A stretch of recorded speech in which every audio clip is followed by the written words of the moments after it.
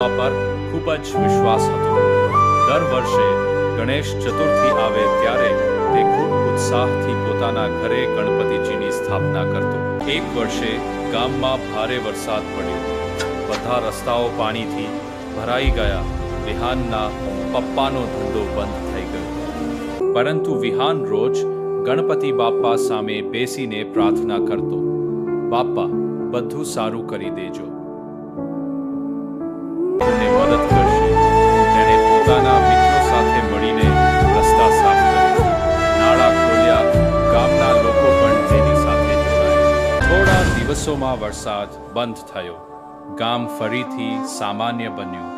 વિહાનના પપ્પાનો ધંધો પણ ફરી શરૂ થયો. તે દિવસે ગણપતિ બાપ્પા મોરયા! માત્ર ચમત્કારથી નહીં, પરંતુ આપણા સારા કામ દ્વારા પણ મદદ કરે છે. ધન્યવાદ બાપ્પા, તમે મને સાચો રસ્તો બતાવ્યો.